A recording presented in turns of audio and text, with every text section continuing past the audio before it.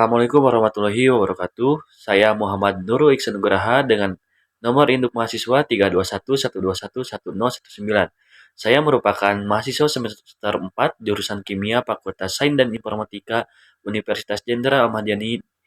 Di sini saya akan memaparkan materi tentang parameter analisis limbah cair dan padat layak buang ke lingkungan.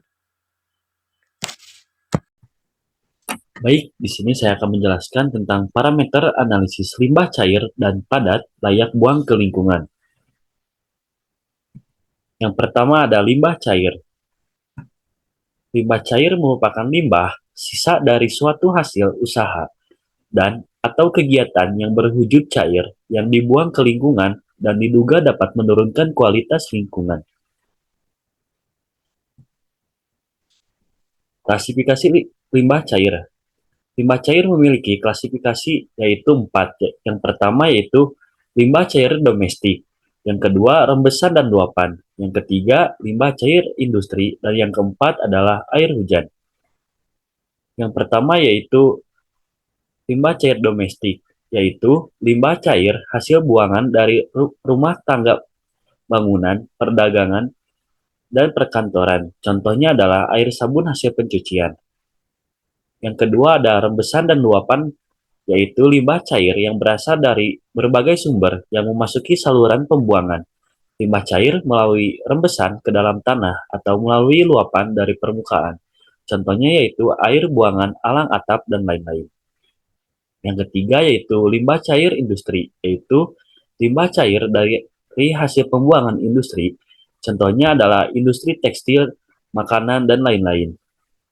Yang terakhir yaitu air hujan. Mungkin air hujan sudah tidak asing lagi di telinga kita. Air hujan yaitu limbah cair yang berasal dari aliran hujan di atas permukaan tanah.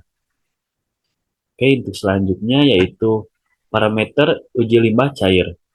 Parameter itu sendiri dibagi menjadi dua, yaitu parameter secara fisik dan parameter secara kimia. Parameter secara fisik terdapat 3, yaitu bau, warna, suhu.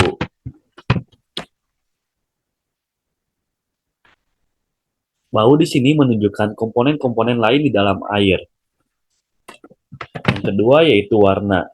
Warna dapat disebabkan adanya materi-materi senyawa koloida yang dapat dilihat dari spektrum warna. Dan yang terakhir yaitu suhu. Suhu merupakan salah satu parameter yang penting dalam pengoperasian unit pengolahan limbah dengan skala suhu yang digunakan derajat Celcius dan Fahrenheit. Yang kedua yaitu adanya parameter kimia. Parameter kimia terdapat beberapa karakteristik, yaitu karakteristik padatan, alkalinitas, asiditas, kehadiran unsur tertentu, karakteristik kebutuhan oksigen dalam air limbah. Alkalinitas merupakan kapasitas air untuk menetralkan tambahan asam tanpa penurunan nilai pH larutan, di mana kadar alkalinitas yang tinggi dapat menyebabkan air menjadi agresif. Yang selanjutnya yaitu asiditas. Asiditas merupakan hasil dari adanya asam lemah seperti asam fosfit, asam sulfat, dan juga ion-ion logam. Untuk pengertian selanjutnya tentang parameter kimia yaitu karakteristik padatan. Karakteristik padatan dibagi menjadi 3, yaitu total solid, total suspended solid, total dissolved solid. Yang pertama yaitu TS, yaitu total solid, menyatakan banyaknya senyawa organik atau anorganik, baik yang terlarut atau tersuspensi dalam air. Yang kedua ada TSS, total suspended solid, menyatakan yang tersuspensi di dalam air, berupa bahan-bahan organik dan anorganik yang dapat disaring dengan kertas milipor berpori 0,45 mikrometer. Yang terakhir yaitu TDS, yaitu total dissolved solid, menyatakan padatan-padatan yang mempunyai ukuran lebih kecil dari padatan tersuspensi. Selanjutnya yaitu karakteristik kebutuhan oksigen dalam air limbah. Terdapat 4 macam karakteristik, yaitu theoretical oxygen demand atau TOD, jumlah oksigen yang dihitung, yang diperlukan untuk mengoksidasi suatu senyawa menjadi produk-produk oksidasi akhir. Yang kedua itu BOD, yaitu Biomi- Biochemical Oxygen Demand.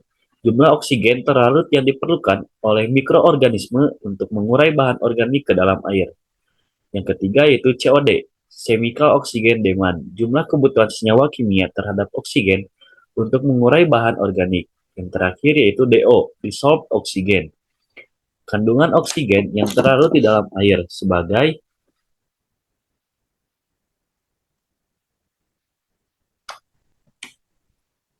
parameter untuk mengukur kualitas air.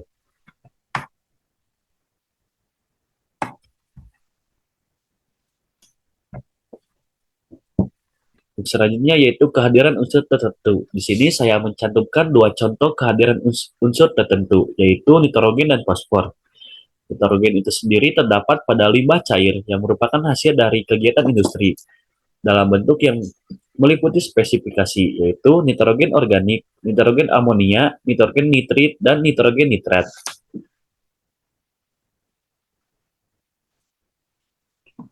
Yang kedua yaitu fosfor. Fosfor terdapat dalam air limbah merupakan elemen penting dalam proses metabolisme organisme-organisme biologis dengan memerlukan konsentrasi yang minimal untuk mencapai operasi yang optimal.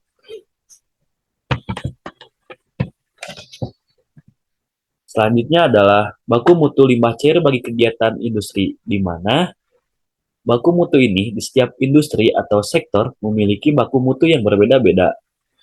Di sini saya menampilkan contoh baku mutu limbah industri. Di sini terdapat parameter BOD, COD, TSS, dan lain-lain. Sumber dari tabel ini adalah BPLH dari laporan hasil pengujian kualitas air limbah suap pantau industri tekstil dalam baku mutu berdasarkan keputusan Gubernur Jawa Barat nomor 6 tahun 1999 tentang baku mutu limbah cair bagi industri di Jawa Barat.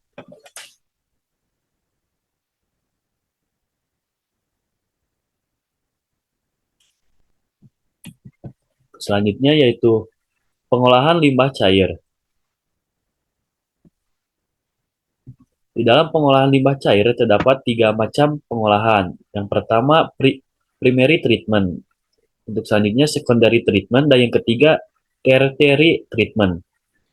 Yang pertama yaitu primary treatment, bertujuan untuk memisahkan padatan dari air secara fisik dengan merawatkan air limbah melalui saringan atau filtrasi dan bak sedimentasi. Selanjutnya yaitu secondary.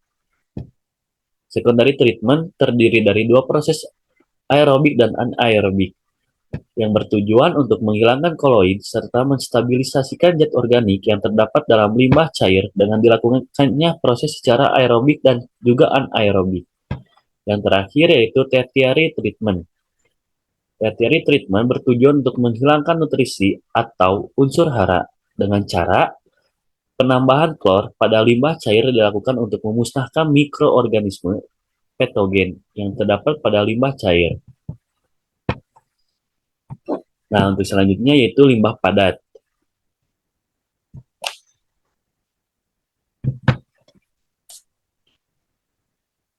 Limbah padat merupakan limbah yang bersifat padat, terdiri dari zat organik dan anorganik, yang dianggap tidak berguna lagi dan harus dikelola agar tidak membahayakan lingkungan. Sama seperti limbah cair, limbah padat juga mempunyai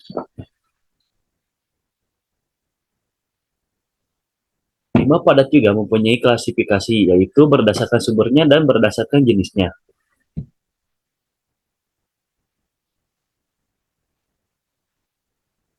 Pertama yaitu berdasarkan jenisnya. Berdasarkan jenisnya terbagi menjadi tiga, yaitu berdasarkan zat kimia yang tergantung, berdasarkan zat kimia yang terkandung, yaitu limbah padat organik, limbah padat anorganik. Yang kedua yaitu berdasarkan mudah atau tidaknya terbakar. Contohnya yaitu mudah terbakar dan tidak dapat terbakar. Yang ketiga yaitu berdasarkan mudah atau tidaknya membusuk. Contohnya mudah membusuk dan tidak mudah membusuk. Untuk selanjutnya itu berdasarkan sumbernya. Yang pertama yaitu sampah pasar dan tempat komersil.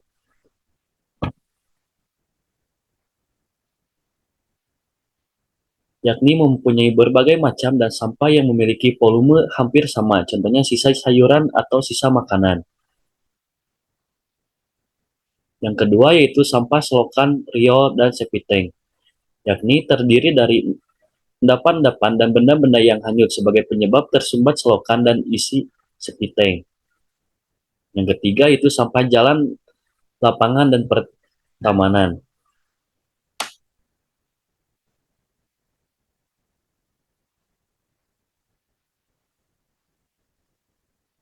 yakni yang terdiri dari pengotoran oleh pengguna jalanan, lapangan, dan pertamanan. Yang keempat yaitu sampah rumah tinggal, kantor, dan institusi. Limbah yang dikategorikan ini umumnya adalah sampah rumah tangga,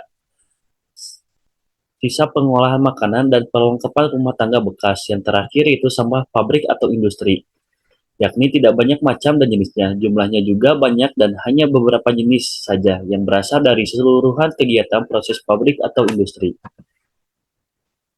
Selanjutnya itu parameter uji limbah padat. Sama seperti limbah cair, parameter limbah padat juga memiliki dua parameter, yaitu parameter fisik dan parameter kimia. Dalam parameter fisik memiliki 4 parameter, yaitu berat jenis, kadar air, ukuran partikel, dan distribusi ukuran partikel. Permeabilitas buangan terkompaksi. Dan yang kedua adalah parameter kimia, yaitu meliputi proximate analysis dan ultimate analysis. Di sini terdapat contoh tabel mengenai limbah padat di perkotaan atau di dalam kota Surabaya. Di sini terdapat sampah basah, kertas, plastik, kayu, logam, kaca atau gelas, karet atau kulit, kain, dan lain-lain. Sumber dari tabel ini adalah TH Diningrum tahun 1988. Selanjutnya mengenai parameter kimia. Di sini ada proximate analysis. Yang pertama yaitu moisture, hilangnya uap air ketika dipanaskan sampai 105 derajat Celcius untuk 1 jam.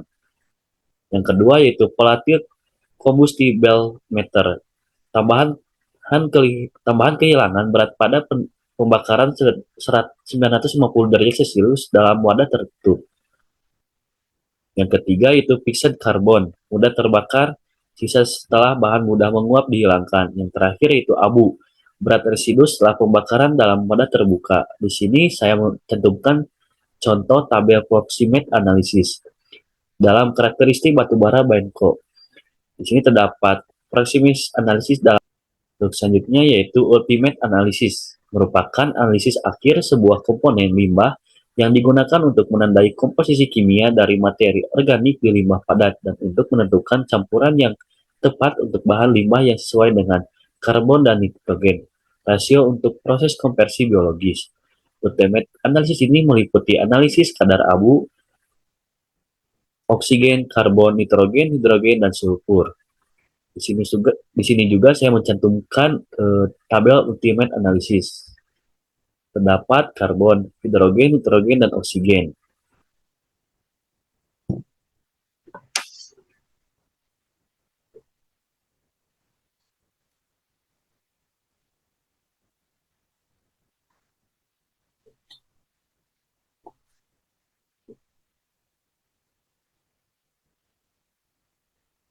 Untuk selanjutnya yaitu tentang pengolah.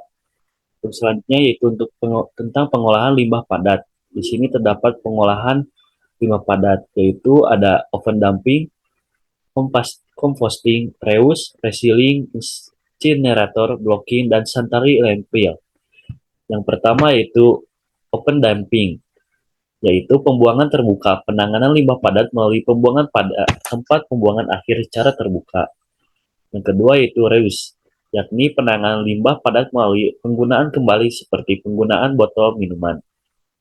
Yang ketiga yaitu recycling, yakni penanganan limbah padat melalui proses pemanfaatan kembali. Yang keempat yaitu composting. Composting yakni penanganan limbah padat melalui pembuatan pupuk dari limbah padat tersebut. Selanjutnya yaitu insinerator, yakni penanganan limbah padat melalui pembakaran menggunakan peralatan dan teknik khusus. Selanjutnya yaitu blocking. Blocking yakni penanganan limbah padat melalui proses pemadatan, sehingga volumenya semakin kecil.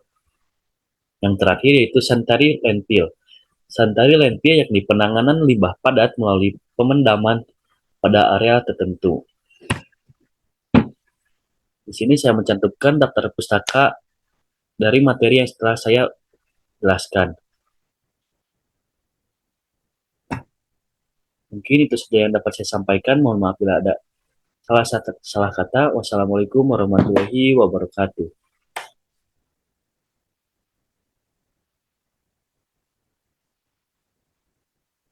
Audio Jungle.